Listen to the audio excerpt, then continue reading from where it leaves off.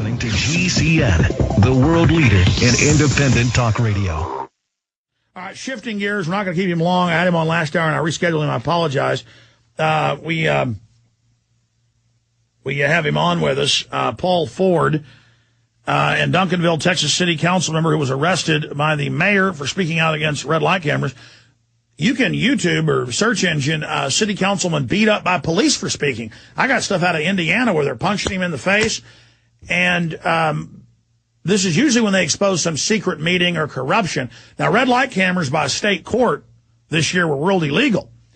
And I had the Austin police chief in here, and he said, we don't care what the state says. We're doing it. The legislature's been trying to fight it. But going to Mr. Ford. Ford, tell us what happened to you as an elected representative up in Duncanville for daring to speak out at a city council meeting. Well, what happened was this. Earlier that evening in briefing, which is about an hour-long meeting that precedes the open meeting itself, the mayor told me that if I spoke when he told me not to, he would have me arrested. And I explained to him at the time in the briefing room that unlike all those thousands and thousands of people who are getting red light camera tickets who are not entitled to trials by jury, I would be entitled to a trial by jury if he arrested me for whatever it was he had in mind. And I would, with confidence, put my fate in their hands. So we go out on the floor for the actual meeting, and agenda item 3 was they've squandered so much money in our city, we have a huge deficit now. And so they're trying to cut back on essential services like street repairs. So they had a bill out to cancel a $59,000 contract for a street repair company, and I was going to speak against it.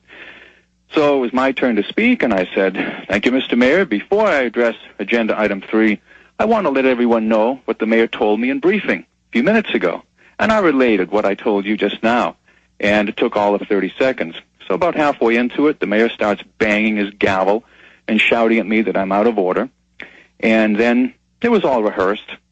He called for the city manager. The city manager, Kent Cagle, called for the police chief, Robert Brown. And at that point, the city manager got up, walked behind me, tapped one of the other councilmen on the shoulder, and then all the other councilmen, except one who wasn't in on it, got up and walked off. Police chief came over to one side, marshal came over to the other side, and a third man, another officer in plain clothes, walked behind them with a video camera. So you can just imagine this parade of people coming up. And by that time, I had finished my 30-second digression about how I would welcome a jury of my peers, and I would confidently put my fate in their hands. And I returned to the agenda item 3. And I began with, I will not vote for this, and here are my reasons why. This is a contract. This is a bill to cancel a street repair contract, and I don't believe we should. And at that point, the police chief came over to me and said, I'm going to ask you to leave voluntarily. So I stood up, put my hands behind my back, and said, I will not leave voluntarily. However, if you believe that I'm violating the law by discussing this agenda item, I will submit to arrest without resistance. So he repeated, I want you to leave voluntarily. And I repeated what I said, that I won't leave voluntarily, but I'll submit to arrest without resistance. And understand, I have my hands behind my back at this point, waiting to be handcuffed. They never said to me, you're under arrest. They never said, if you don't leave, you'll be arrested. Nothing like that. With my hands behind my back, offering to be handcuffed, they acted as if I was resisting. They grabbed me. Yeah, they grabbed me and started dragging me along. And I said, hey, I've had back surgery twice. And that kind of encouraged them to be more rough. And as they're dragging me along, I started to stumble on the steps. Then as we entered into the corridor leading away from the city council chamber, I started to fall, and they pushed me down onto the ground, and I landed very heavily on my side. And, yeah. So So I ended up having to go to the hospital, and they never placed me under arrest. They didn't send an officer in the ambulance with me. And by the way, there's photos and videos of this out, and the newspapers all report that exactly what you're saying is what happened. Right. And you're lucky they didn't taser you. Separately, they've introduced a bill, H.R. 1966, that if something you say is hurtful and someone says that was hurtful to me or hurt my feelings, you're going to be charged with a federal felony. So free speech itself is under incredible attack. Please continue, fellow thought criminal. Well, I guess that 1966 is just a variation of the old theme of a hate crime. Yeah, I imagine. Well, so I'm in the hospital bed, and my back, I can't move. I'm urinating on my side into like one of those plastic things that they give you in the hospital.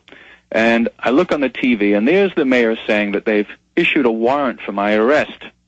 So it turns out they got a local judge, a city employee, serving as a magistrate, signed a warrant for me. I'm charged now in Texas with a Class B misdemeanor of disrupting a public meeting. So I'm in the hospital for 4 days. At the time of this event happened, I was using one cane because, as I said, I've had back surgery twice, most recently in 2006. So when I left the hospital, I had the choice either use a walker or use two canes. By the way, I found being handicapped or disabled for a time, only from what I've seen, and I don't know exactly why, that seems to encourage thugs, kind of like a wolf-like mentality of a hurt sheep or something. I've never understood. They seem to piranha on anybody that's hurt. Yeah. Yeah, it's an interesting observation you've made that, because I've definitely found that true with the members of the city council.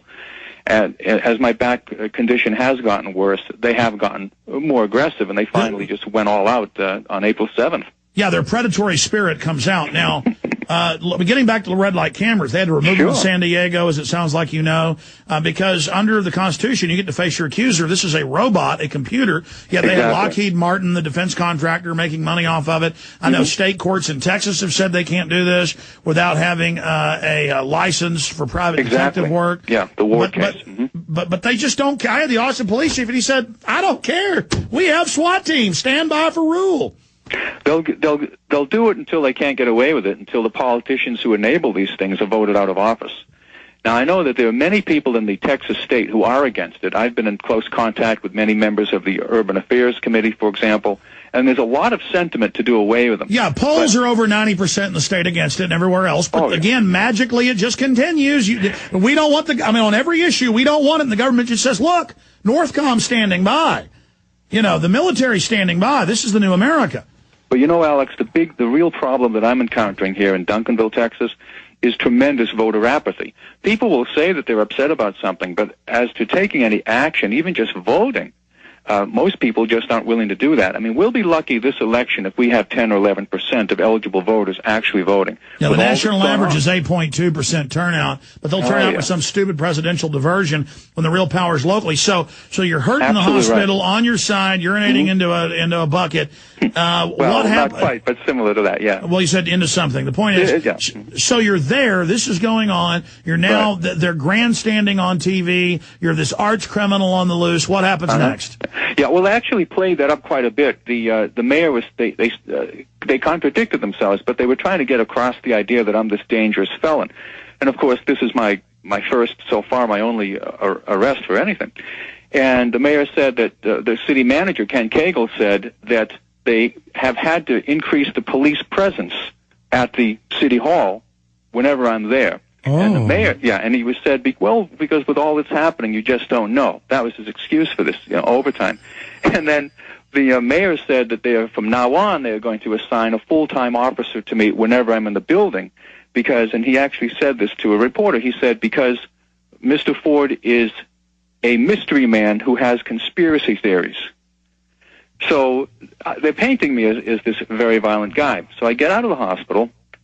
I'm limping along on two canes now. As I said, it was either that or a walker, and I already had the two canes. I heard you may actually be the person known as Godzilla. I mean, you're like, come from the sea, from the deep. You're like this deadly kraken. I mean, you're a boogeyman. You're what children fear under beds. I mean, how dare you not want the red light cameras? The mayor and people, this is very important, that they get all this done. So you're out there on the cane, vicious, deadly.